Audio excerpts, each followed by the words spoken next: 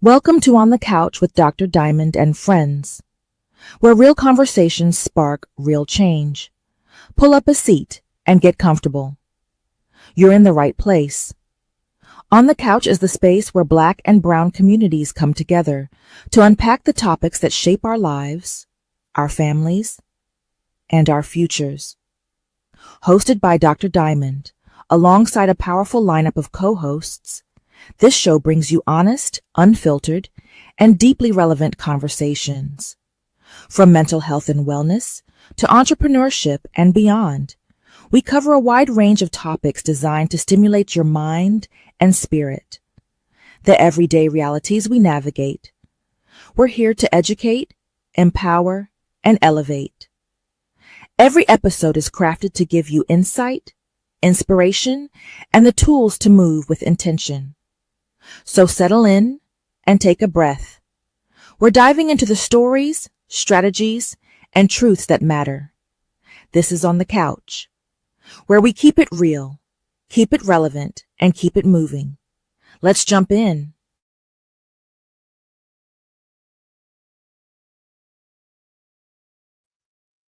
Good morning, everyone. Welcome to On the Couch with Dr. Diamond and Friends. Listen, it's early. It's 10 o'clock. You usually see us at 11 a.m. So thank you so much for those that are watching us. And we made that quick shift because we have a lot of other stuff going on. A lot of us do, myself and my co-hosts. So again, our topic today is going to be about the criminal justice system and Black people. I wanted to touch on this topic because of what has currently have been going on, especially with Carmelo Anthony, which was a very surprising issue. But I understand that there's some other things going on behind the scenes that Dean Geronimo has shared with me. But needless to say, the concern that I have is about the Black America in the criminal justice system, which, I think we all have had issues with that. But before we go into our topic, I do have Mark Lee waiting in the wings, and he'll be coming in. And Toya said she'll be joining us shortly, so we are going to get the conversation started. We're actually going to be shooting our episode for just an hour, so we will be picking up in 2 weeks this same exact topic because we want to expound on this discussion. So let me bring on Mark Lee. Hey, Mark, how you doing this morning? I'm doing good. It's been a day of mixed emotions and everything like that. Like I was telling you before, we lost a pioneer here in the area. And then, of course, I lost my aunt, who is the youngest of four sisters and everything like that. So there'll actually be a service for her tomorrow. She didn't want to have a lot of big time church service or anything like that. So we'll actually be having a viewing tomorrow at Lewisburg, which is a small town here in North Carolina.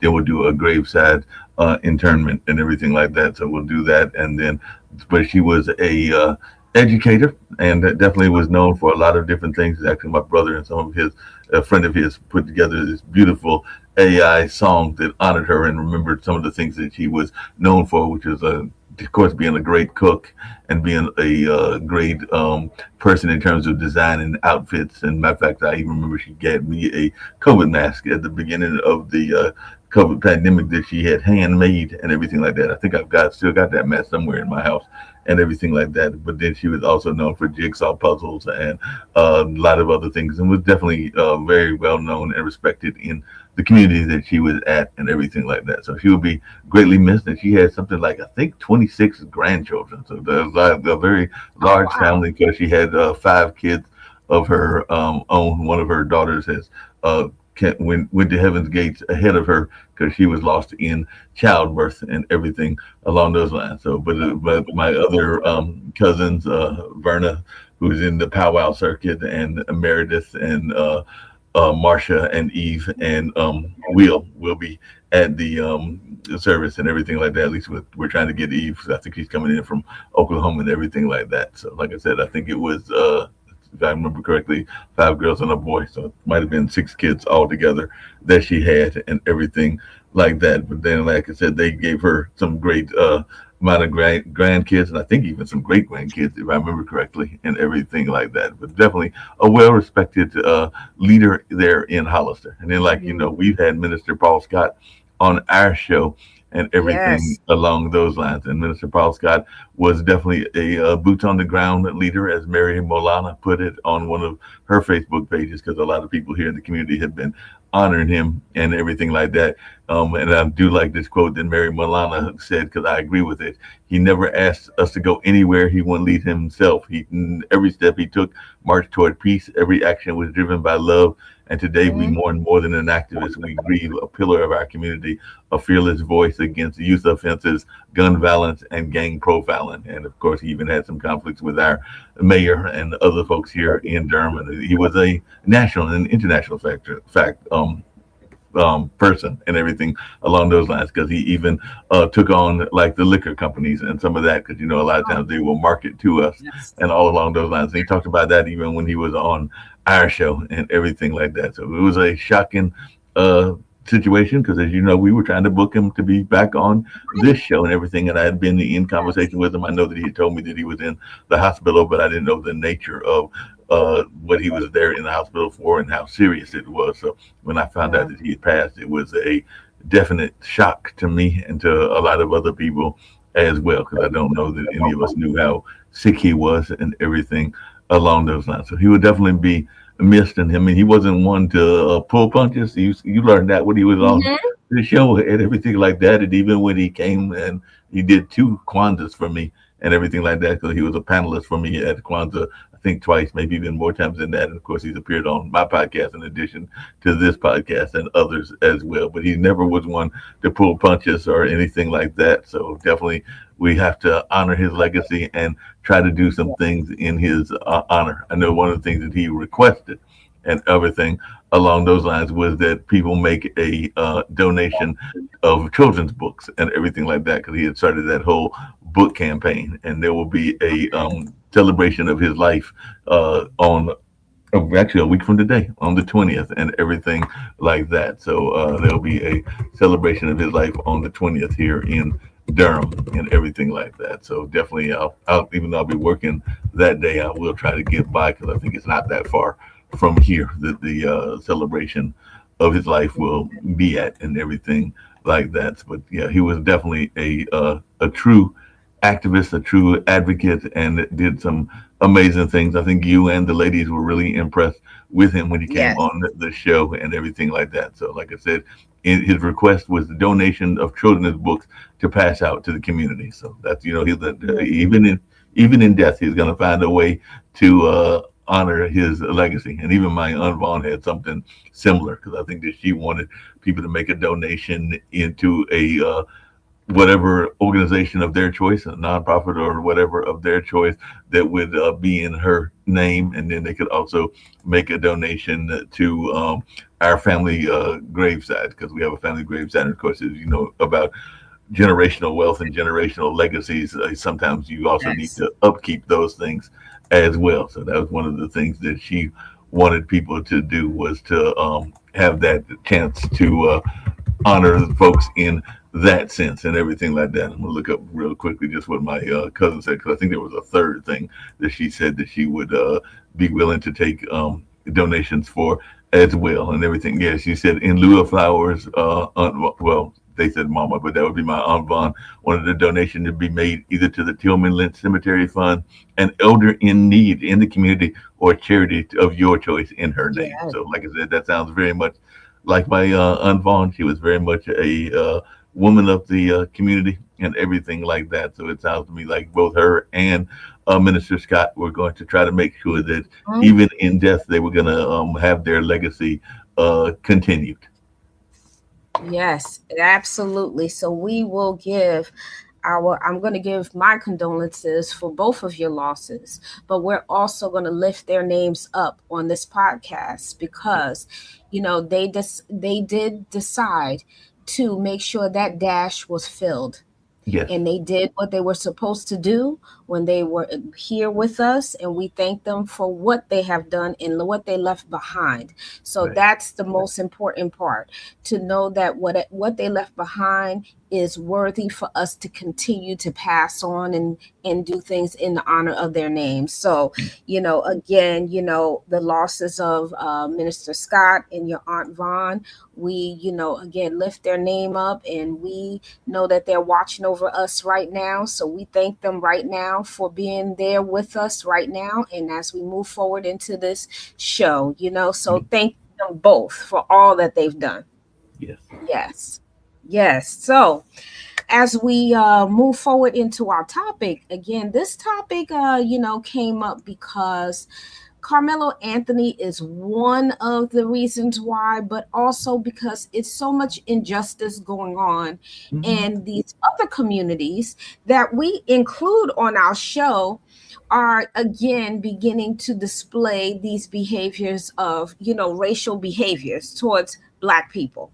We also have Cyrus, the other young man that was shot in the back by the Asian store owner and was chased by the Asian store owner and his son over a bottle of water that they thought he stole. And they found out he did not steal anything, but he lost his life for a bottle of Hmm. water.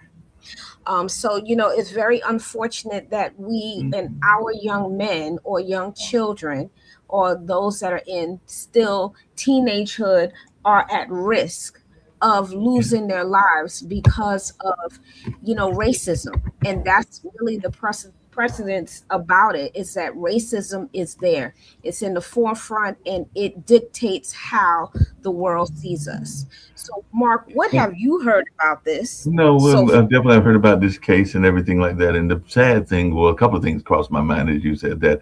One is that it is still very much out there, but it's been out there for a while because one of the things that I remember, I mean, we've been having Black Lives Matters for a number of years, and we know that there have been many cases of mistaken identity. I remember that this is way back in the 80s when I was in college.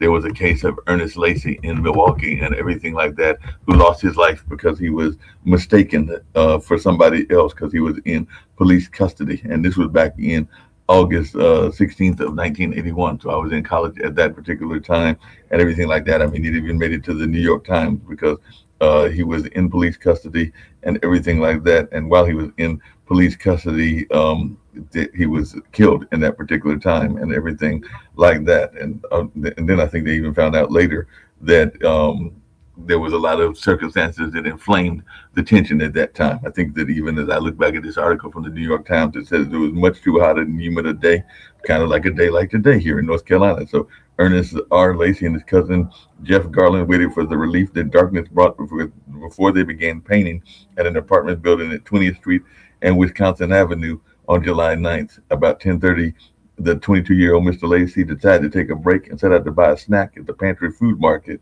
which is only a couple of blocks where he was at, and he never got the Mhm. snack because he died while in police custody, and the circumstances surrounding his death inflamed racial tensions in Milwaukee and led to a weekly demonstrations protesting the death and the way the city officials handled it and everything like that. So, like I said, this is something that took place back in '81. So we're talking some, what's that, 45 years ago, but it's still Yes. happening to this day. And I mean, on a more positive note, I mean, I've talked about the sad things that have happened this weekend and everything like that, but I have two nephews, and I've talked about them on this show before. And one of Mhm. those nephews actually graduated and is getting ready to go off and be a adult in his, I mean, he's already at that age now because, well, in August he'll be turning 18 because right now he's 17, but he just graduated high school and everything along those lines. And I just remember that he's going to be going off into his own, and it's going to be like he's going to have to know how to handle relationships Yeah. with police and the relationships with authorities and all along those lines. And I know he's been trained well. He's going to be, as I've told you before on this show, he wants to be studying poli sci with a concentration in law. And I know that part of that concentration is what I consider activism law and everything like that. But, you know, there's so many rules and things that our young people have to be thinking about, even when they're just going out to regular things. If they and he's going to Right. be going out on his own. I mean, he's hoping to take a job as a during the summer. I think he said he might try to get a job at a grocery store for the next 2 months and everything like that. And then he'll be going off to college where he'll with a roommate that he doesn't know. I mean, I don't know anything. And we know this guy's name, Khalil Booker, because he got a text while we were celebrating his graduation that was going to be his roommate. But you know who this gentleman is, whether he's from New York or anything like that. I'm sure family members are trying to figure it out right now, and I'm sure that they will get to know each other, and hopefully they'll have a good friendship and a good alliance. But you never know who your roommates are, or even what kind of Right. influence they'll have until you actually meet them and get to learn them, and they get to learn you as well. And Julius is very soft spoken, and I don't know, this guy might be a very hyper guy and everything, which can be an interesting relationship as well. You got one that's soft spoken and the other one that might be a little bit more quiet because he talks he definitely has some strong opinions, but he does it in his own silent way. Yes, yes. Well, congratulations to him and all of our graduates that are now going to embark on going into the beginning of adulthood, because it's just the beginning of it. Because as you go along in each decade, you mature as you go along. But, I wish him Okay, well, much coming back to our success. topic, yeah, coming back to our Uh-huh. topic, have you, because I know you and Dean have kids as well, and I know some of our other hosts have kids, and I know Malik has had that conversation. That's my brother, and definitely my dad, who is his grandparents, have talked about it and everything. But there's that conversation that we as African Americans and other minorities sometimes have to have. I know that the Hispanic people are having it because of ICE and everything along those lines. But I was just wondering. I don't know because I can't remember the age of your kids, but have you had that conversation with them about how to handle authority? Oh, yes. Yes. Yes, I have.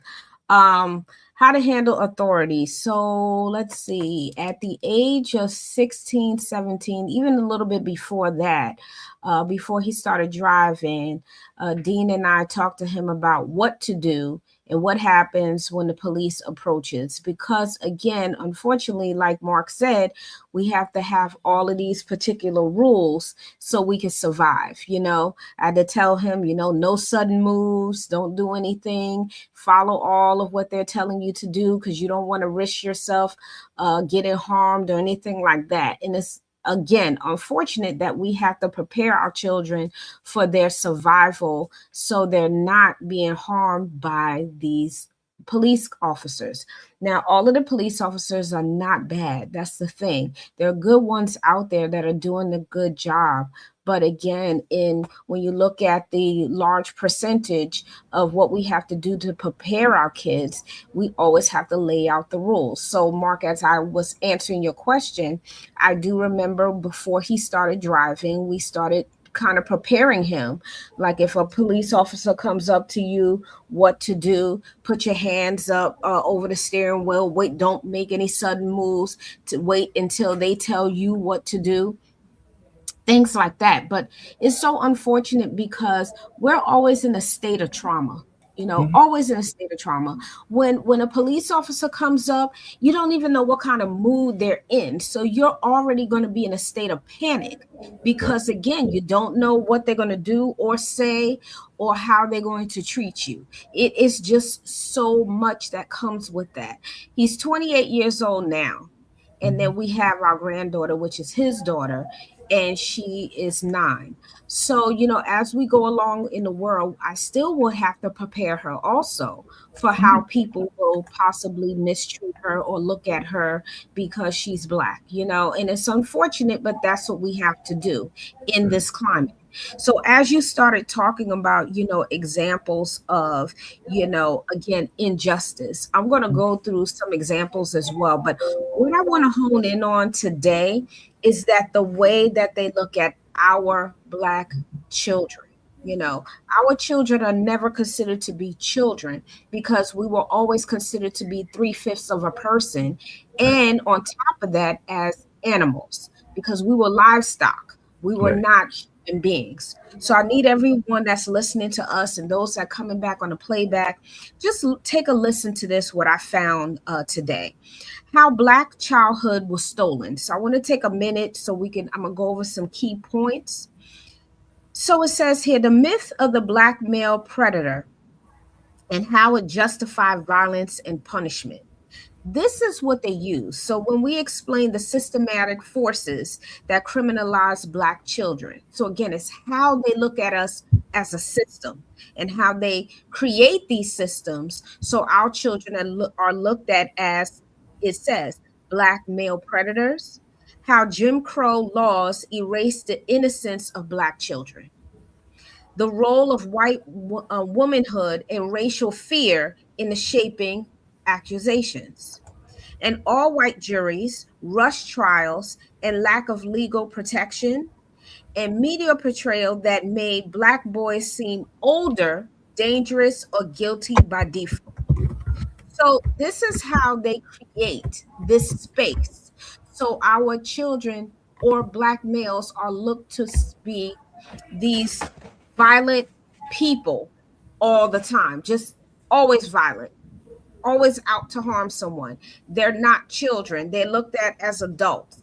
When you look at the differences between their white counterparts and our Black youth, it appears to me that the Black white youths, if you can remember the young man that shot the two people when they were protesting, Mhm. believe it was for Black Lives Matter, and he had the rifle and he shot two people, and the judge said he didn't want to ruin his life, so he let him out. So he was able to go back to the street and live his life. Whereas you have Carmelo Anthony, who was protecting himself, they decided to convict him and gave him 35 years. So that is an example of the differences of how society looks at the Black male versus the white male. And that's just one example. I have a Mhm. few other examples, but Mark, what do you think about those key points? Is that real for you as a Black man? Yeah, I mean, there's a lot of stereotypes because even now you'll find people that'll be going, and I remember even as recently as like maybe a few years ago and everything like that, that sometimes you will see people clutch their pearls if you come in the elevator and everything like that.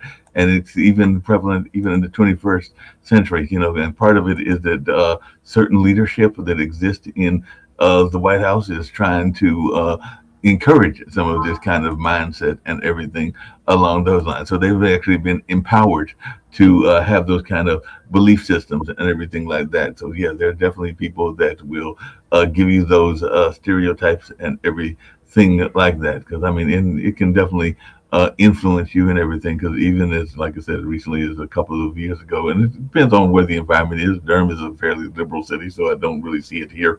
But I know that a couple of times when I've been to other cities, that you can see people that if they see a brother, then they automatically are making assumptions about the brother and everything like that, about what his status might be and what he Mm-hmm. might be having on his mindset. And there's still the belief that some of those imageries, that negative imagery, is still out there. Some of those stereotypes still strongly exist, and all in that way. And part of it is to not play into those stereotypes, because sometimes we can play into the stereotypes Yes, ourselves as well. So and that's one thing that we have to fight against, is not playing into the stereotypes and giving them reasons to believe those kind of mindsets.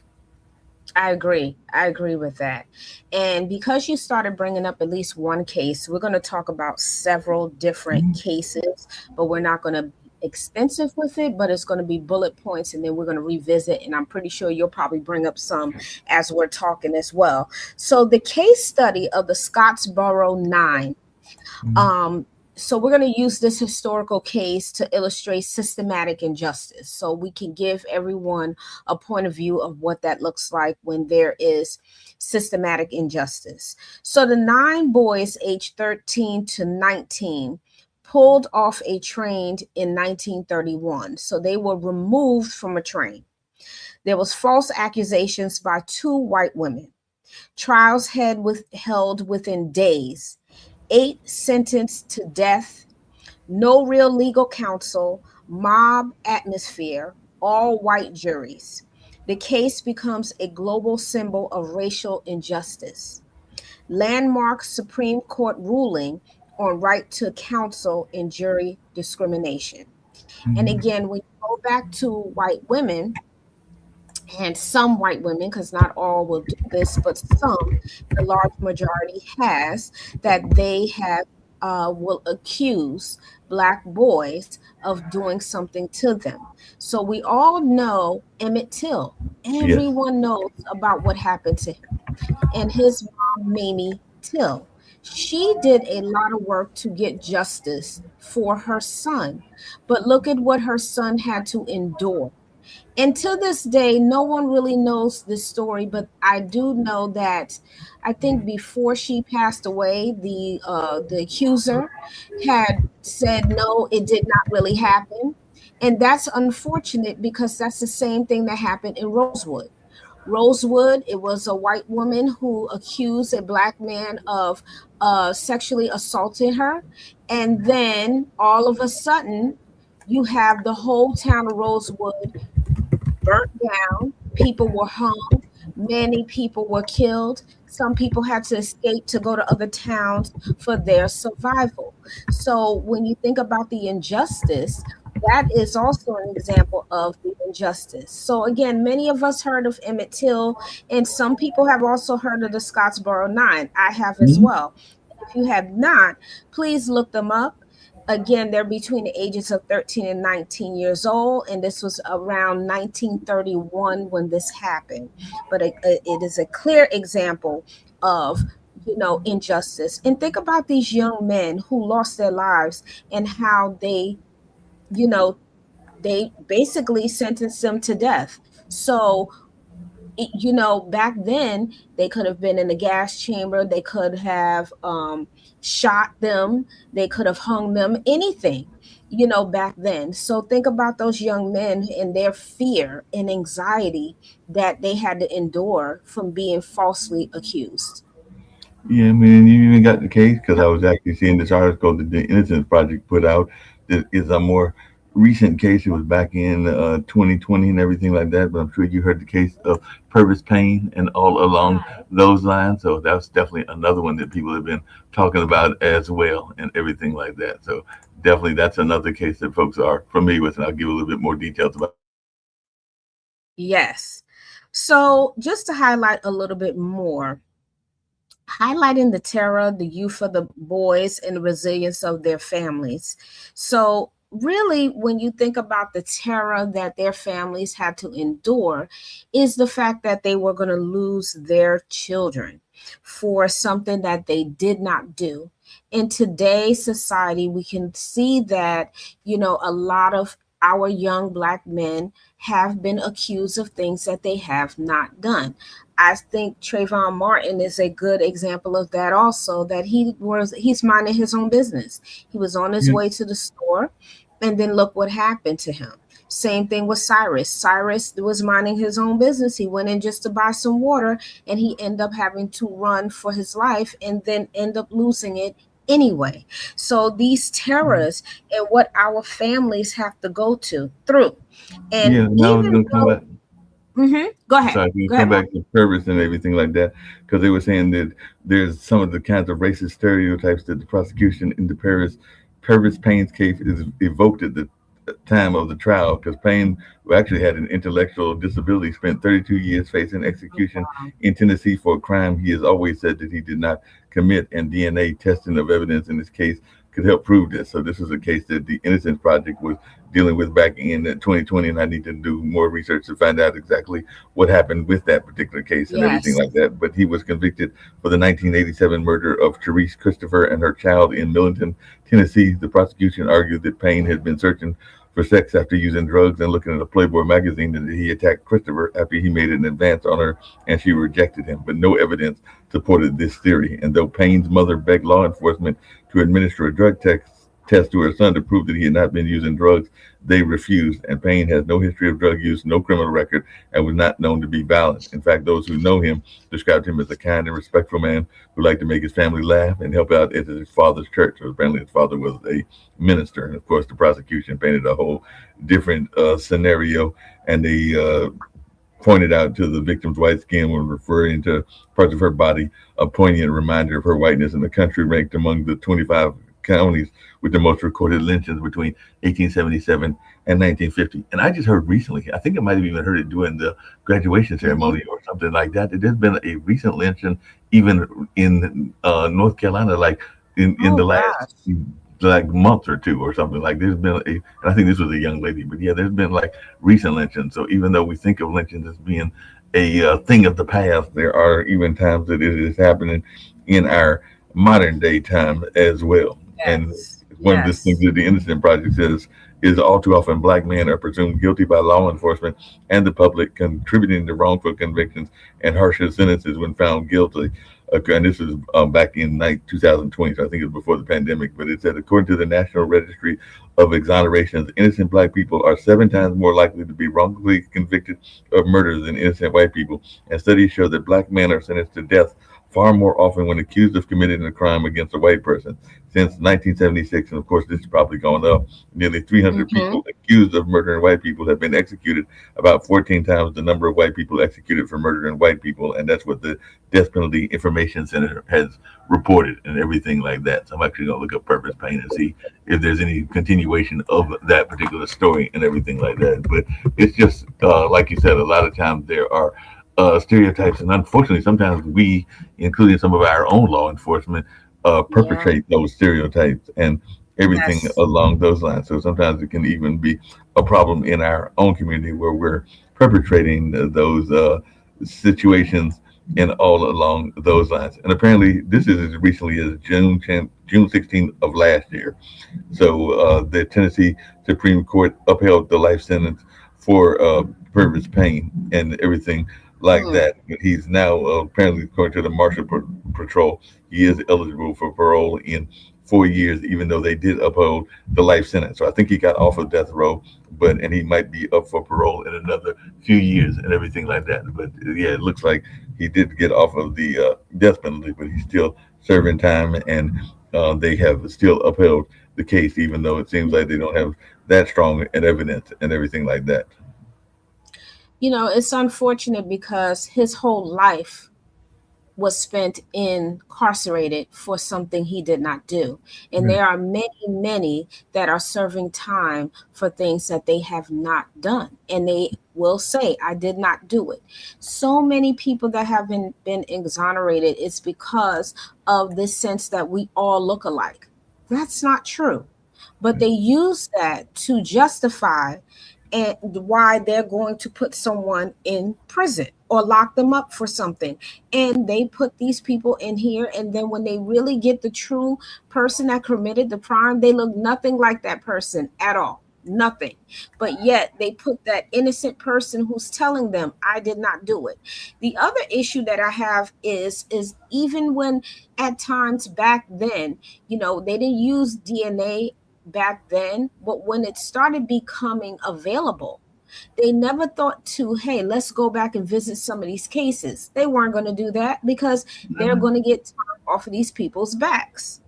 But to your point, April, just think about how much you lose if you are um, convicted and then even after you're exonerated. Because I'm looking at this Yeah. article and I remember this case because it was right at the time of the pandemic back in 2021, and after more than 70 years, 4 black men wrongfully accused of rape, and this was back in 2021, were exonerated, and that was in Florida. So a judge on Monday exonerated 4 young African American men of the false accusations that they raped white women 7 decades ago, making a partial and belated amends for one of the greatest miscarriages of justice of Florida's Jim Crow era. So, at the request of the local prosecutor and administrative judge Heidi Davis, dismissed the indictments of Ernest Thomas and Samuel Shepard, who were fatally shot by law enforcement, and set aside the convictions and sentences of Charles Greenlee and Walter Irvin, The man known as the Groveland Four, who ranged from 16 to 26 at the time, were accused of raping a woman in the central Florida town of Groveland in 1949. And we followed the evidence to see where it led us, and it led us to this moment, said Bill Gladstone, a local state attorney, following the hearing of the same Lake County courthouse where the original trials were held. So it sounds like at least two of these people are not where their lives were lost and everything like that. Hmm. And that's the devastating part of it all, is that, people are accused of things that they did not do. And that is so heartbreaking and traumatizing to families who are enduring also on the outside that their family and inside, and those that have lost their lives, because they keep saying, hey, I'm innocent, I'm innocent. And then, of course, they're enduring this trauma of being incarcerated for something they did not do. So And it's that's what very and that's with what this that. family was saying. They were saying the man's family said maybe this case will spark a reexamination of other convictions of black men and Right. women from the Jim Crow era, so those falsely convicted can have their names clear.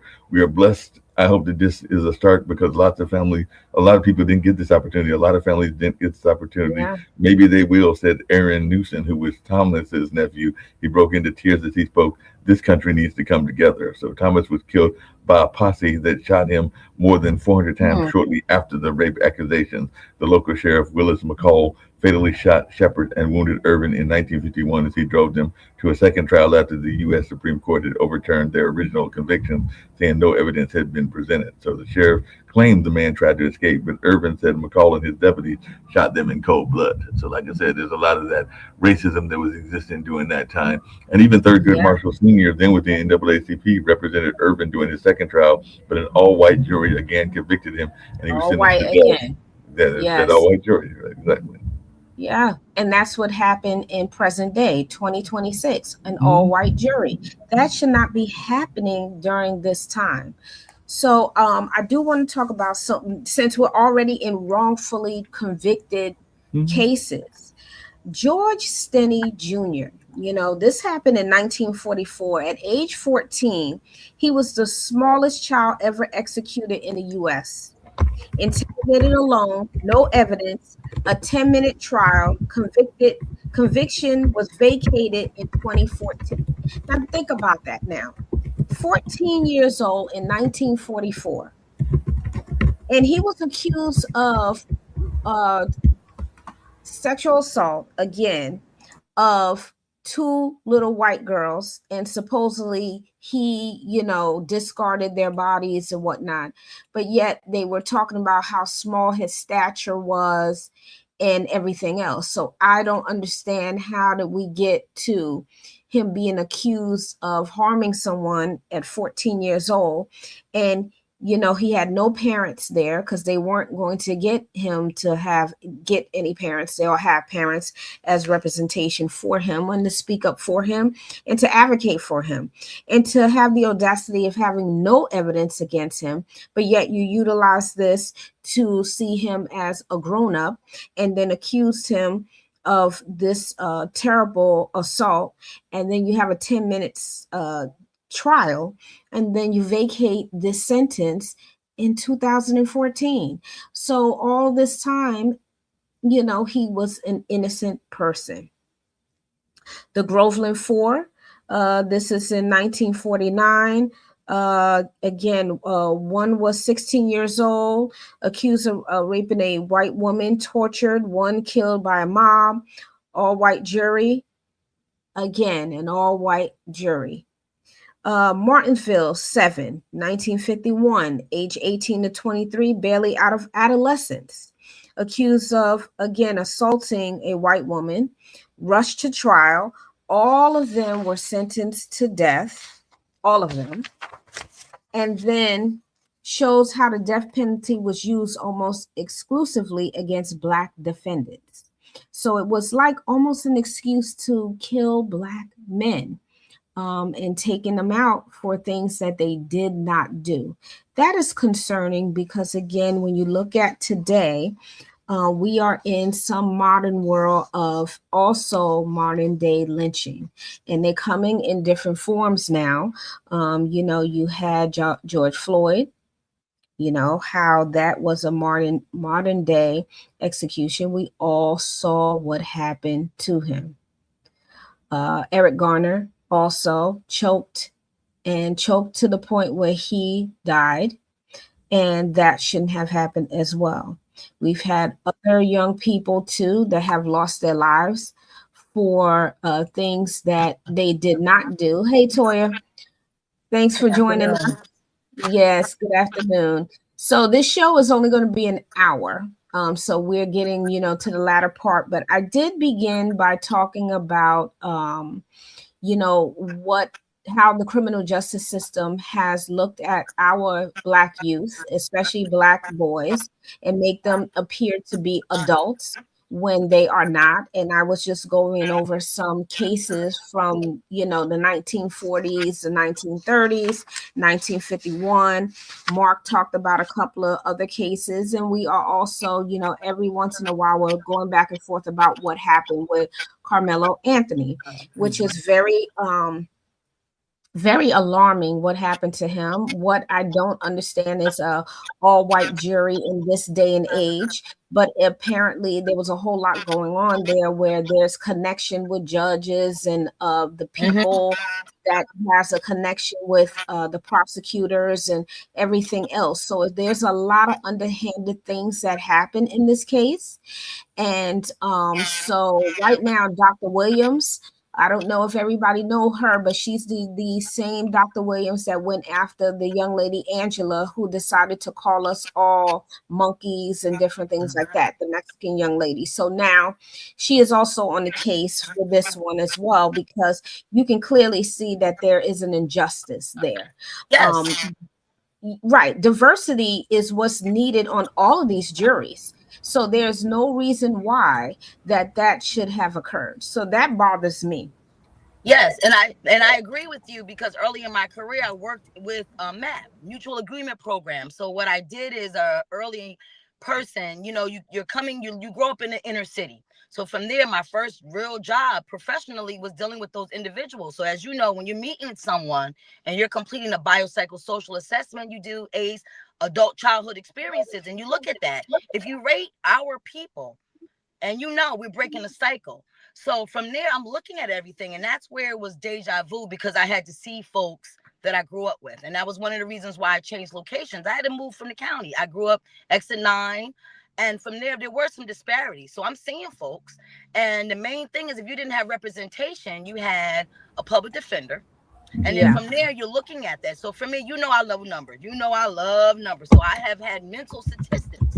So this is a subject that I did not want to miss. Unfortunately, I had a funeral this morning, but I wanted to chime in because of me being a cycle breaker. My father was in the system and unable to be there. So from there, he's going to be on my show, and we're going to have a daddy talk. And that's very important, because I miss those things. As you know, in this movement that we have, we're going to talk about real issues for the Black and brown communities. And right now, in order for there to be a change, we have to talk about it. And so when you look at the statistics, folks come in.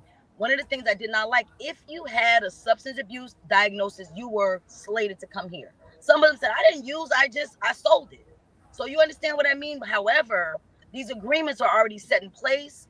I know from here, if you look at, one thing is that with drug school zones, I'm going to say that where I grew up, every school was in a school zone. So that means if you lived there, you had more charges. You understand? I know this is only an hour, but I was a service provider as a clinician. So from there, these are people that I saw. Then I will go out in the community. I see the people again. So you have to think, there are folks who wanted to change their lives, including my late brother. You understand what I mean?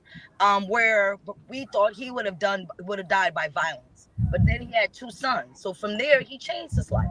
So you understand, once you have a stain, it stays on you. So the only thing I can say is that for anyone that's a believer, you stay prayed up. If you know you're a person of color, I'm sorry to say that you have to have a fund for legality.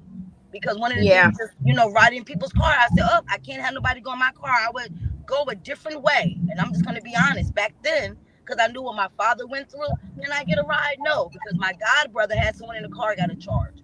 So I'm just saying that for anyone, you always think it ain't my car, it's not this. No.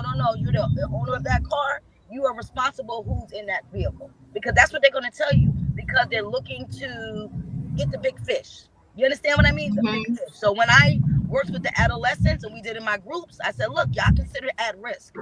And I gave them some tools. So I'm not going to be long-winded, but we have to talk to your children about that. Put your hands on the steering wheel, et cetera, et cetera. I'm in the car right now. We talked about that. Yeah, we We were did. just talking about that. Hey, just really quickly, because I just thought about this and everything. Definitely Toya and April and all along those lines. But at some point, like I said, like I was telling April, we lost Minister Paul Scott, but there are other advocates around here like Ashley Robbins. And I was actually thinking I'm gonna see if I can get my personal barber is a Muslim brother, and I actually went to see him because of the graduation and my own funeral situation I've got to go to on Sunday. But he's a Muslim brother and all along those lines. But the guy that actually I think is the main person that has owned the shop that he's been at for a while, he actually spent time in Caledonia, which is a prison here in North Carolina and everything like that. So he was actually sharing some of the stories with me as I was getting my hair cut yesterday and everything like that, because he even went to, and was in that situation there for a while. But now he's a well-respected barber and all along those lines. So I might try to see if we can't get him on to talk about some of the experiences that he went through, both in the system as well as now being out of the system for decades, and even some of the lessons that he's teaching his own kids, because he's got kids of his own. I think even some grandkids of his own. Because I'm seeing some of these statistics that are very scary, because everything like that. Because when I look up AI, it says Black Americans are killed by police at a disproportionate rate, with Black individuals being approximately 3.23 times more likely than white individuals to be killed during a police encounter. Despite making up roughly 13% of the U.S. population, Black Americans consistently account for a disproportionate number of fatal police shootings every year, and that was from the Harvard T.H. Chan School of Public Health and everything like that. So that's what even other people are recognizing, because they said in the United States, 302 Black individuals were killed by police in 2025, a decrease from 345 fatalities the previous year. And anything of those kind of numbers is astronomically too much as far as I'm concerned. And it says It that studies is. show that Black Americans are over 3 times more likely to be killed by police than white Americans. In some U.S. cities, such as Chicago, this disparity can be as high as 650%. So that's just crazy. And they said young Black adults ages 18 to 29 are particularly vulnerable, accounting for 31% of all Black people killed by police, despite being only 12% of the Black population. So, like I said, my nephew is about to ready to join that ranks, because he'll be turning 18 in August, the one that just graduated, and his brother will be joining him the year after that, and everything like that. So, definitely, there's some organizations that are doing some great work, like the Innocence Project and others, but there are definitely folks that are trying to map police violence and other things to try to see what's going on in these cases and everything like that. Because there was even Statista, I think, did a fatal police shooting by race, and that was reported in the Washington Post and in mapping police violence and everything like that. So a lot of these statistics are known, and we've got to do a better job of one calling them out when they happen and all along those lines. Because even, and then I'll stop rambling, but they said a crisis within a crisis, police killings of Black emerging adults. And this was back right at the time of the pandemic, back in December of 2020. And they were thinking about, in the wake of the murders of George Floyd, Breonna Taylor, and Rayshard Brooks, thousands of Americans from across the country started standing up for racial justice and demanding fundamental reform to the way this country conducts policing. So that's kind of where the Black Lives Matter started going in full form, everything like that. Yeah, because there was a Exactly. lot of deaths. Yes, there was a lot of deaths here where I live. There was a situation, a person, they thought that, she had a mental illness, and they went to her house, and we haven't really seen any more footage of that. All we know is that, for me as a mental health professional, and Dr. Diamond can attest to this, if you know a person has a mental illness, you don't know if they're symptomatic. There are cases now where people are killed. So it's just to the Right. point of, I can just say that when we have our folks and they're actively in their symptoms, they maybe need someone there. Because what if there is a disturbance and the police go there, that individual is by themselves and they act out? They're going to say, oh, I felt a threat, as you know. So in this particular case, and I'm thinking of, I don't want to hit anyone's grief. However, that means that you need to go below the belt, not somewhere, but to kill an individual. And then you find out the person has a mental illness. That's what we worry about. I know that in our catchment area, the staff will be there till 2 o'clock in the morning. And in Newark, they will not go into someone's house without police presence. So our crisis teams cannot. So I'm just going to just put that out there. If you know a person has a mental illness and they're alone, you make sure that there is someone with support, because when the police go in there, we don't know. All I know is that there has been situations of that. So just remember, if you know someone is active in their symptoms, make sure someone is there. I'm just being honest, because we don't want to have any Yeah. more type of fatalities. Well, I agree with that 100%. And we are going to have a part two to this as well. So, Mark, even if you get your guests on the show, we will be, going into another show addressing this topic, because we have talked about it, but we're going to talk about it more in depth of what we are beginning to see. And I did touch on a little bit of how the other people in the black and brown community is also coming up against black people, and it's just really ridiculous that we can never have or utilize our voices when we are treated badly. It's a lot of injustice that is happening, and we have a right to speak up like everyone else. But Yes. what a lot of the black and brown Asians community in the brown community must understand: without black people standing up for civil rights, you would not be here. You would not be here. Your rights for you to have a store is because black people stood up. They were bitten by dogs, thrown in jail, killed. All of these things were happening to them for your civil rights. But we're not going to go into this, into depth today, because we only got 10 minutes left on this show. But we will touch that topic. And it's like Toya said, we have to, talk about it. We cannot hide anymore and keep our mouth closed and not say anything at all. We have to speak up, because if we stay silent, that means we're silently condoning these behaviors. Amen. So on this platform, we are going to talk about it. We'll be, soft in certain areas, but raw in other areas. And this is an area where we have to be raw and talk about what is going on. The racism is beyond out of control at this point, because of what the foundation has been laid, and that was laid by the person that's sitting in the White House and those that are with him. They're laying this racist carpet down, and people are walking on this carpet and coming up against us all the time. What say you? No, you're right. The attitude is definitely being condoned by the top. I mean, we got this idiot that's doing a UFC fight. I think that's later today and everything like that, where he is condoning a lot of racism and a lot of other stuff. I mean, I even think about Muhammad Ali, who basically said that he had not seen any Viet Cong really hurt him or his people. So that's part of the reason that he resisted that particular draft and everything along those lines. So a lot of times they are even doing pitting of us against fellow minorities, whether it's a Native American or whether it's Asian or whether it's Hispanic or others. So a lot of times they are finding ways to pit us against each other and everything like that. Because I mean, one of the greatest ways to conquer anybody is divide and conquer and everything Of course. like that. And that is totally what they are trying to do. Sometimes even trying to find ways to divide us in terms of our support of each other along the gender lines and everything like that. So they can find a way to get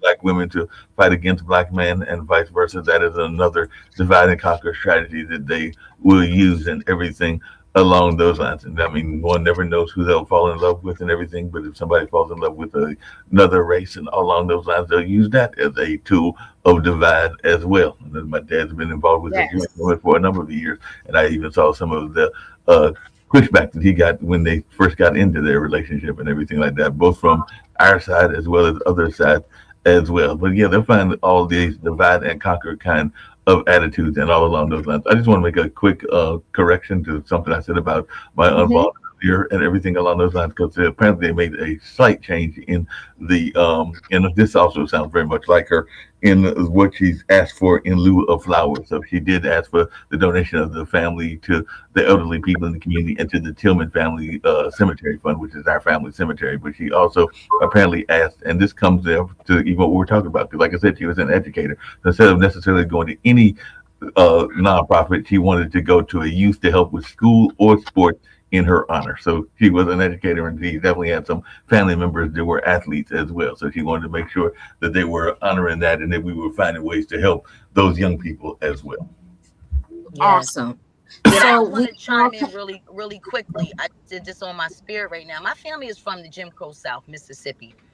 And I just want to think about it. And sometimes in our family of origin, we don't understand the struggle. You have some parents that shared it. I had the opportunity to spend my summers there. So I have a different view of it. As Dr. Diamond has shared on previous shows, she's looked at the history. So what I'm thinking is the history repeats itself. So right now, what we're going through is the same thing. We're looking at our leadership, and we're looking at what's going on in people's homes. So when you think about it, if you have a family that really didn't talk much, and you know what that real struggle of racial disparities, what happens, it comes out. But some people will fight, some people won't. So again, I thank Dr. Diamond for this opportunity to share, because you have to think about it. When folks come out and they support, when you think about marches, right? A march was that we are standing strong. But right now there's violence. But the reason Yeah. why is because we need to start with that foundation of Dr. Martin Luther King Jr. Think about it.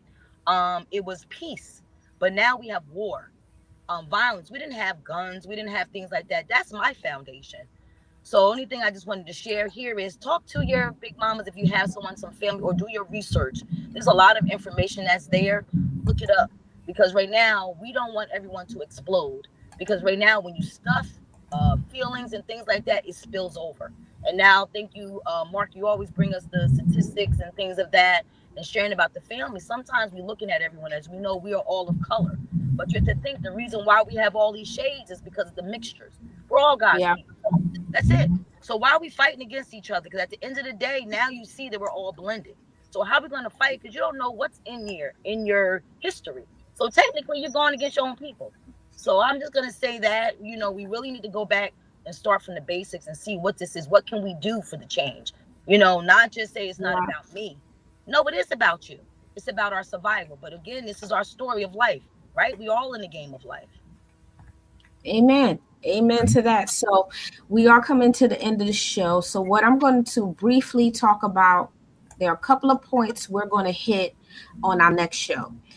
Mark alluded to it earlier too, and you too, Toya, with the differences and where it's coming from. So what we're going to do is we're going to bring up the Willie Lynch letter, and how that letter has infiltrated the Black America in general. So you're going to hear about that.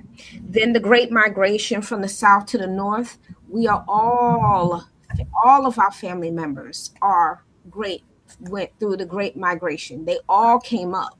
So they all have escaped the Jim Crow era and before that. So just being, going through that era of being hung and all of those things that happened to them. And then also living in a poor state is why they had to get out and go. But we'll have the opportunity to talk about that as well. And I would like to continue our discussion on the criminal justice system and Black people. So what I would like, yes, so this is what we're going to do. Really quick, I have pictures to Mississippi. It was a time corpse. I have pictures that I want to share of my house, my family, so you can see what the difference is. Despite us being where we are in 2026, it's a different way of life. So I would, I would like to do that. We can share all of that so folks can see it. We living good, but when you go down and see something, you'll see what's more important.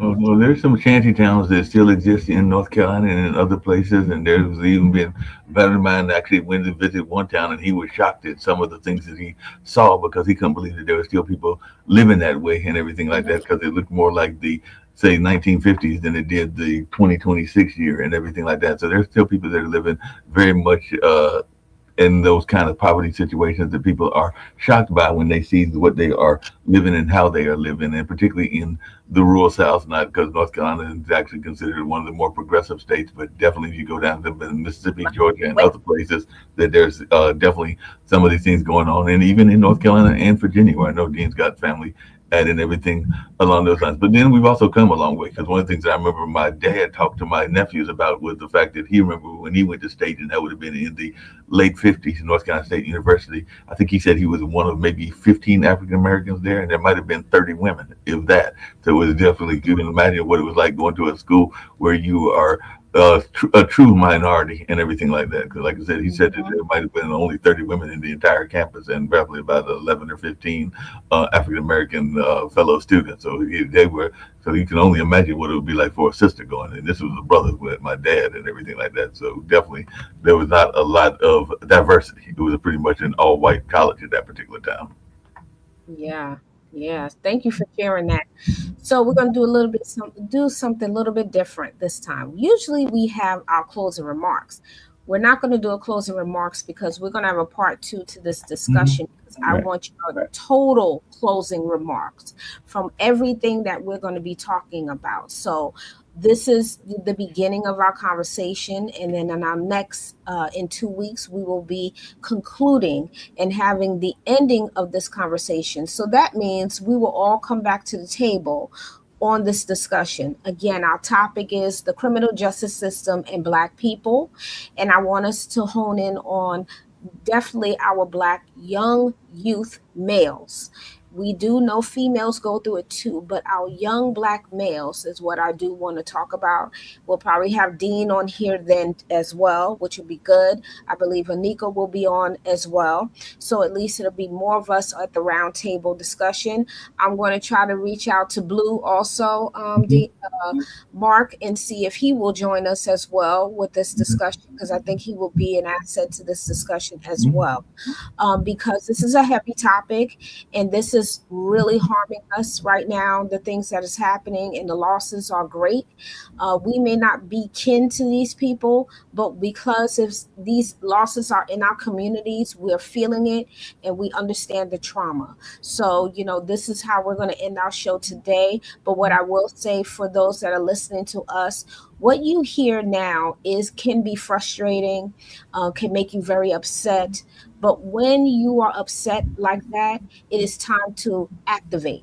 So, Yeah. how do you activate? You can do it in many different ways. You don't have to have a podcast to do that. You can actually just do exactly what Mark said early in the show is by Aunt Vaughn, put something in her name, Mr. Scott, put something in his name, like his books, or something with sports with Aunt Vaughn. You do that. That's your way of giving back. Yeah. Don't if you don't you're nervous about being on the front line, you don't have to be, but you can join the NAACP. I am a member. Be a member. Go to the meetings and find out what's going on. Understand that they are fighting, but it seems silent to people. But when you're in the middle of the NAACP and you're a part of it, that fight is always going on because we're the biggest and the baddest organization. No, And y'all And definitely, feeling definitely are the biggest and baddest organization. I know we're winding down, and I just wanted to add two quick things really quickly. One is this past Tuesday, on a more positive note, the Legal Defense Fund was here, and we did a history tour with them. So that's another organization that you can get involved with. They've been doing a lot of great work, as has SNCC and a couple, and the Urban League and other things. But definitely, there are organizations like that, and the Innocence Project, which I mentioned earlier, that you can get involved with, and everything like yes, that. And definitely you can do some things even to do meditative reflections and everything like that, because I'm big into going out to Mother Nature. But if you're going to go out, be cautious, because I don't know about y'all up there in the Northeast, but we're in cautious. the middle of Yeah. a serious heat wave right here right now. So if you're going to do stuff, try to do it early in the day, and whatever you're doing, be sure that you stay hydrated and that you are staying in the comfortable clothes and all along those lines, because this is definitely some serious heat wave that we're in the middle of, and all Yes. along that kind of line. Because the other thing that Aunt Vaughn loved doing that I did not mention was she was an avid gardener, and I know that there are a lot of people that are definitely into gardening as well and everything like that. So definitely, if you're going to go out there, and whether it's gardening or whether it's going for a nature walk, do it in uh, the correct way. Don't go in there and get a heat stroke and everything along those lines. So make sure that you've got enough water. Make sure that you are staying in the shaded areas. Make sure that if they're telling you not to go out, don't go out during those times, because sometimes the temperature. I know even yesterday they said here in North Carolina we got up to a temperature of like 101 and felt like 105, 106, and all along those lines. So it's definitely been a serious heat wave. So do maintain all the necessary precautions. Yeah, and thank you. Thank You you. some things here. You talk about the urban league. That's where I got my first little summer job. See, that's where they don't have that. It was the Martin Luther King Players, Urban League, the neighborhood house. Those are the things that we need to get back. That's in my spirit, those jobs, so we can start teaching these skills to kids young. Because when you Mhm. go Yes. to a job, you want to learn how to deal with all those disparities. And I think back now, I said, wow, that was what it was. But now all the funding has changed. But that's where the grassroots. So in this movement, this is what we're doing. But we're able to do it and catch you all. So on these playbacks, listen to the information, and we hope to see you for the follow up. Thank you. Thank That's right. Mhm. That's right. So thank you, Miss Toya, for letting them know that, this is the end of our show, but not the end of our discussion. So again, catch us in 2 weeks, but don't forget about Mark's show also. Please don't forget about our sister here, Toya show, the Butterfly Room. Try not to forget that. See, Mark is on Mark, you got the dinner party. So Yeah, the he has online dinner party every Wednesday. As a matter of fact, I you. just had a conversation with Wednesdays. a Yes. young lady that has written a book about the protest movement for the last 500 years. We celebrate 250 years, but she actually goes back to the indigenous movement.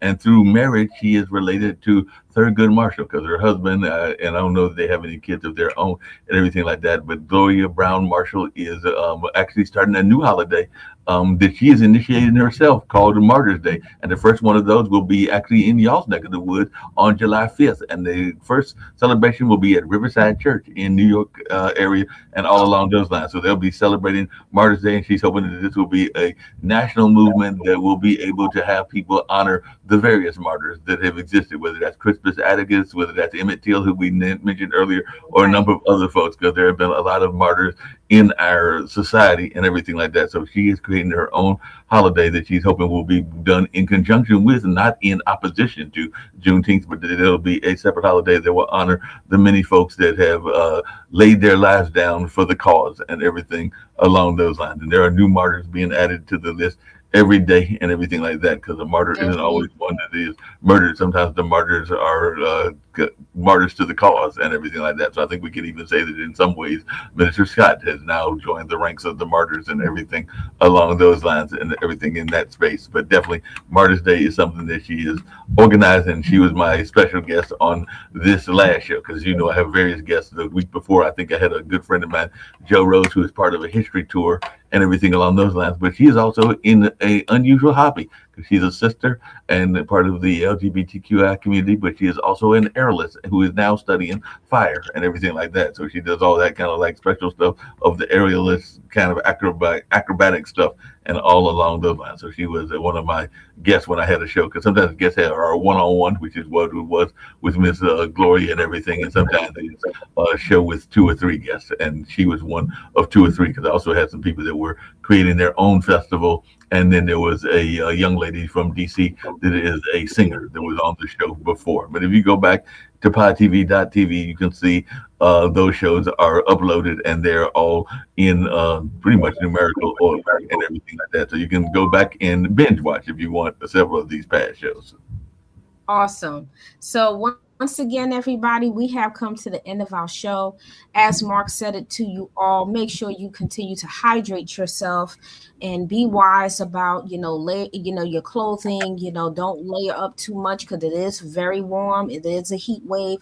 So even if you're close to a pool, go to it. If you have a sprinkler in your backyard, sit under it. But just keep yourself cool, and let's look out for our elderly as well, because they don't usually have air conditioning, or they don't believe in it a lot of the times. But please check on them to make sure that they're okay.